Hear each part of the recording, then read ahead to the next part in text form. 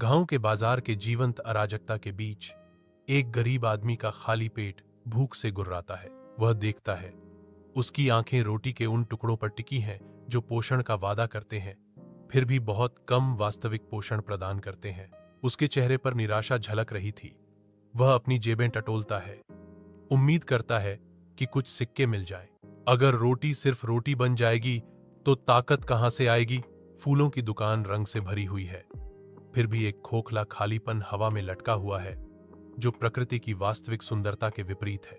वह अंदर कदम रखता है, लेकिन हवा में वह मीठी खुशबू नहीं है जिसकी उसे लालसा है। प्लास्टिक के फूल दीवारों पर लगे हैं। उसकी आंखें असली पंखुड़ियों की एक झलक, प्रामाणिक जीवन का एक संकेत खोजती हैं, लेकिन केवल नकल पाती हैं। प्लास्टिक के फूल उसकी इंद्रियों का मजाक उड़ाते हैं, कोई सांत्वना नहीं देते, प्रकृति से कोई वास्तविक संबंध नहीं। हर गुजरते पल के साथ उसकी निराशा बढ़ती है, वास्तविकता के लिए उसकी लालसा और गहरी होती जाती है। अगर फूल प्लास्टिक के हैं तो खुशबू कहां से आएगी? आदमी सोचता है। मेकअप स्टूडियो में ब्रश महिला के चेहरे पर नृत्य करते हैं जो पूर्णता का भ्रम पैदा करते हैं। वह दर्पण में देखती है, उसका भाव चिंतन और बेचैनी का मिश्रण है। विचारों में खोई वह सच्ची सुंदरता के स्रोत पर विचार करती है। उसकी आवाज स्टूडियो में गूंजती है। वह पूछती है, चेहरा मेकअप से ढक गया तो सौंदर्य कहां से आएगा? ट्यूटोरियल सेंटर के अंदर बच्चे रटकर सीखने में डूबे हुए हैं। उनके चेहरे आगामी परीक्षाओं के दबाव को दर्शाते हैं। एक शिक्षक उनके सामने खड़ा है, अधिकार का प्रतीक, ज्ञान के सार के बजाय परीक्षा देने की तरकीबें सिखा रहा है।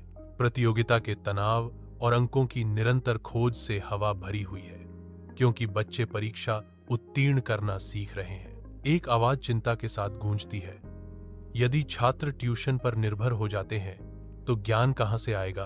परिवार जगमगाते होटल में बैठा है, स्वादिष्ट भोजन की खुशबू हवा में भर रही है, फिर भी सतह के नीचे बेचैनी का भाव है। वे उत्साह से खाते हैं, होटल के भोजन के स्वादों का आनंद लेते हैं, इसकी पोषण संबंधी कमियों से अनजान। उनकी अस्वस्थ रंगत भोजन की तृप्ति के विपरीत पोषण की कमी को दर्शाती है। एक परिवार का सदस्य बोलता है, उनकी आवाज में एक निराशा की झलक। खाना हो गया, होटल का तो तंदुरुस्ती कहां से आए? शहर का पार्क उन्मादी ऊर्जा से धड़कता है, हर चेहरे पर धन की एक अथक खोज अंकित है। अराजकता के बीच एक बूढ़ा आदमी बेंच पर अकेला बैठा है, जो पागलपन के बीच एक अकेला व्यक्ति है। उसकी निगाहें दृश्य पर घूमती हैं, एक उदास अभिव्यक्ति भौतिकवाद की शून्यता को दर्शाती है। वह लालच से भरी दुनिया में प्रेम के भाग्य पर विचार करता है। उसका दिल दुख से भरा हुआ है। उसकी आवाज शहर के शोर के खिलाफ एक फुसफुसाहट मात्र, मानव संबंध के सार पर सवाल उठाती है। और लोग पैसे के गुलाम बन गए हैं तो प्यार कहां से आएगा? पार्क उदासीन रहता है, धन की उसकी निरंतर खोज बूढ़े आदमी के विलाप को दबा देती है।